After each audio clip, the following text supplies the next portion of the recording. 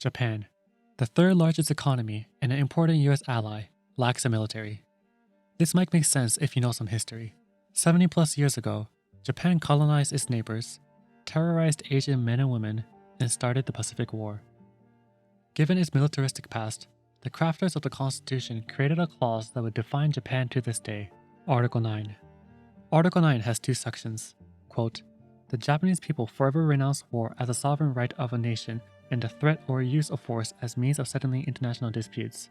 And, in order to accomplish the aim of the preceding paragraph, land, sea, and air forces, as well as other war potential, will never be maintained. If we check out the preamble of the Constitution, to paraphrase, it is written that the Japanese are resolved to never again repeat the horrors of war through the action of the government. The following paragraph emphasizes the desire for peace. The objective of Article 9 is clear, to guarantee that Japan will not return to its past. The desire for peace, then, can be achieved by not getting close to war. However, what if I told you that Article 9, the very thing that defines Japan post-World War II, is falling short of its objective? In this video, we'll be reviewing 3 significant events that redefine Article 9 to the point where the original intent of Article 9 has, essentially, been pushed to the sidelines. After the defeat in 1945, the American military occupied Japan and reprogrammed Japan into a democracy. The Japanese Diet accepted the new constitution in 1947, which also included Japan's inability to declare war and create a military force. This noble decision to abandon a military was immediately challenged with the rise of the Soviet Union, People's Republic of China, and ultimately the Korean War. America, the crafters of the Constitution, asked Japan to create a force to defend their territory. While there were pushbacks by then Prime Minister Shigeru Yoshida, the Self-Defense Force was established in 1954. As you can figure, given that it's only been 10 years since World War II, skeptics and political opponents were quick to criticize the government for violating Article 9. In response to criticism, the Japanese cabinet approved Basic Policy for National Defense in 1957. This was a policy that determined the nature of the newly created self-defense forces: exclusive defense or Senshiboe.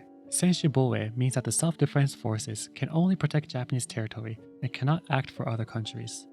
The SDF cannot go abroad and cannot possess offensive weapons. When rereading Article 9, one can interpret that the creation of the SDF doesn't violate the Constitution.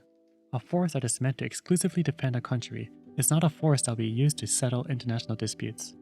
However, one may also read how Article 9 Section 2 is clear that any force shouldn't be maintained because that force may, sometime in the future, be used to overturn the aims stated in Section 1. With that said, it makes sense that Japan needed an organized force to protect themselves in the face of a communist threat. Proper deployment guidance should distance Japan from war, and the right to exclusively defending your territory is a legitimate reason to create a self-defense force. Japan's security policy would be further clarified throughout the Cold War.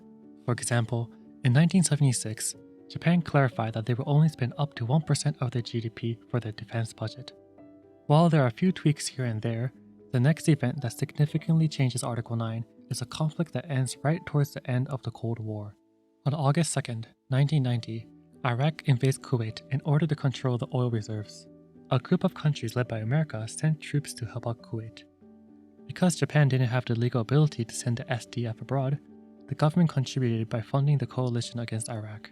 Japan contributes 13 billion USD to the coalition, which made Japan the 4th largest contributor to the cause. The war ended with the defeat of Iraq. Kuwait thanked every country that supported them by using an entire advertisement page in the New York Times published March 1991. There was one problem. Japan was not included. This, in addition to criticism from the West for not sending troops regardless of financial contribution, leads to the next significant reinterpretation of Article 9, the 1992 International Peace Cooperation Law. The self-defense forces will no longer be exclusive to Japanese territory. In the name of peace, they can now go abroad to help with peacekeeping operations. Since 1992, the SDF has been sent to Cambodia, Mozambique, South Sudan, and other countries. The self-defense force was also sent to Iraq during the US occupation in 2004. There's nothing wrong for a country to support peacekeeping operations. If anything, this should be applauded. However, when returning back to Article 9, we start to see Japan drifting away from the very first interpretation of exclusive defense. According to the new law, The SDF will retain neutrality during PKO operations, but what will happen when they are attacked? The law permits the FDF to use force only when under attack, but what if things escalate? Wouldn't there be a possibility where Japan would be pushed into conflict? Peacekeeping operations, while noble, has nothing to do with exclusive defense, which is supposed to be the SDF's sole purpose within the parameters of Article 9. The end of the Cold War may have ended the narrative of the Soviet threat, but Japan continues to have two troublesome neighbors, China and North Korea. North Korea's nuclear and missile development directly threatens East Asian security. Additionally, Chinese intentions regarding Taiwan and China's claim to the Senkaku Islands threatens Japanese security. In response to these developments, Japan starts to address security concerns other than their immediate surroundings. In Japan's National Defense Program Guideline, the Ministry of Defense points out how threats from gray zone contingencies should be seriously concerned. Gray zones are basically scenarios where there isn't any direct threat happening, but certain developments are raising alarms. There are gradual developments since 2010, but Shinzo Abe's 2015 peace and security legislation completely changes Article 9. The new law now allows Japan to exert collective self-defense instead of exclusive defense.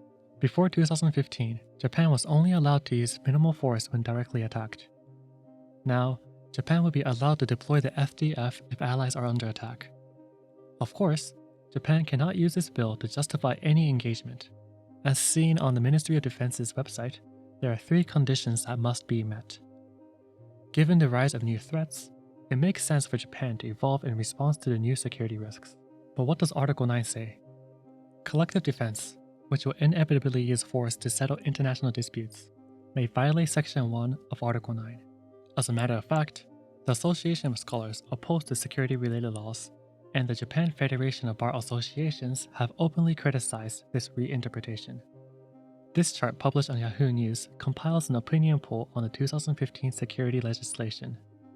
Other than the far-right Sankei News, the other media platforms, which I would categorize as center-left and center-right, shows a split between the population. To make matters worse, the ruling party started to vote to approve this bill without the consent of the opposition party. According to the poll done by Kyodo News, 73.3% disapproved the ruling party to start a vote without the opposition party.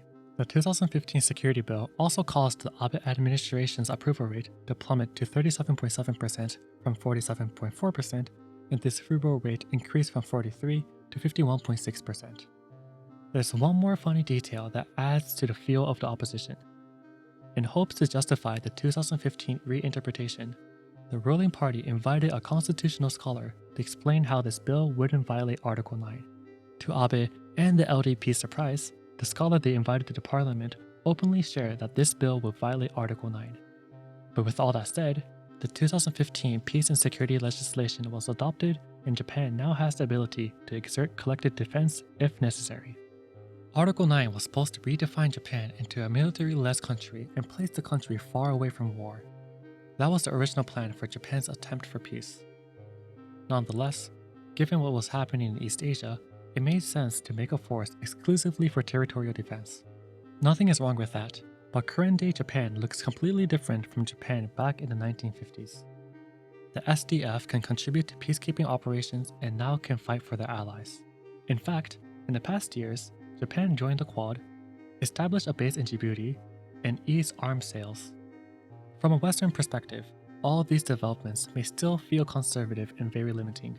However, for Japan, an aggressor and victim of World War II, these changes challenges what the post-World War Japan wants: peace.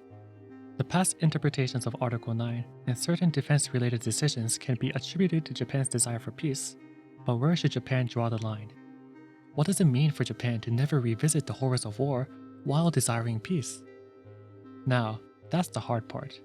Because all these recent developments, security concerns and shifting powers, forces Japan to re-evaluate what it means to respect Article 9 in the 21st century.